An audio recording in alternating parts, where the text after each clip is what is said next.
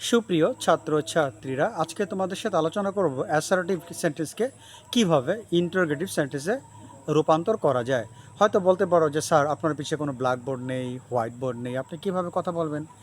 আমি এত সুন্দর করে এবং এত সহজে আলোচনা করব, এর জন্য কোনো ব্ল্যাকবোর্ড বা হোয়াইট বোর্ডের প্রয়োজন হয় না। তো যাই হোক, এই বিষয়টির ব্যাখ্যার সঙ্গে আছে আমি প্রভাষক ইফতেখার আহমেদ রতন। তো চলো আমরা অ্যাসার্টিভকে কিভাবে ইন্টিগ্রেটিভ করব। অ্যাসার্টিভকে ইন্টিগ্রেটিভ করতে হলে আমাদের প্রথমে জানতে হবে যে সাহায্যকারী ক্রিয়া কি। আজকে আমি আলোচনা করব সাহায্যকারী ক্রিয়াযুক্ত অ্যাসার্টিভকে কিভাবে ইন্টিগ্রেটিভ করা যায়। এটি আমি ভাগে ভাগে আলোচনা করব। আজকে অ্যাসার্টিভ টু ইন্টিগ্রেটিভের প্রথম পর্ব বা পার্ট 1। এই পার্ট 1-এ আমি আলোচনা করব যে সাহায্যকারী ক্রিয়াযুক্ত অর্থাৎ অক্সিলারি ভার্বযুক্ত অ্যাসার্টিভকে কিভাবে ইন্টিগ্রেটিভ করা যায়। তোমরা তো সবাই জানো যে সাহায্যকারী ক্রিয়া কি কি, যেমন am, is, are, was, were, can, could, may, might, must, should, ought to, have, has, had, do not, does not, did not. তোমরা সবচেয়ে ভালো হয় আমার এই কথাগুলো লিখে রাখবে, তাতে বেটার হবে।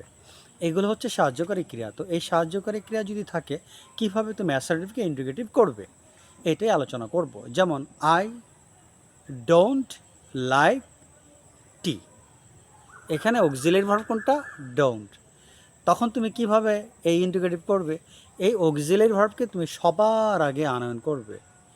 তাহলে ডু আই লাইক টি, তোমরা হয়তো জানো নেগেটিভ থাকলে অর্থাৎ নট থাকলে নটটা কিন্তু দেয়া যায় না ইন্টিগ্রেটিভের বেলায়, আর নট না থাকলে নটটা দিতে হয়। আবার বলছি, আই ডোন্ট লাইক টি, এখানে কিন্তু সাহায্যকারী ক্রিয়া হচ্ছে ডোন্ট, এটাকে আগে নিয়ে আসো।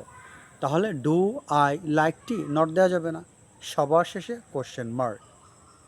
আবার ধরো he does not like tea, does he like tea, কারণ ডাজ নট এখানে অক্সিলারি ভার্ব, আর আমরা নটটা দিতে পারবো না, কারণ আগেই বলেছি নেগেটিভ অর্থাৎ নট থাকলে সেটা দেয়া যায় না, উত্তরটা হাবোধক হয়ে যায়। তারপর ধরো এভরি ওয়ান ওয়াজ প্রেজেন্ট, তাহলে কি হবে? ওয়াজ যেহেতু সাহায্যকারী ক্রিয়া, ওয়াজন্ট বা ওয়াজ নট, তবে ওয়াজন্ট দিলে ভালো, ওয়াজ এন অ্যাপোস্ট্রফি টি, এভাবে তোমরা লিখবে।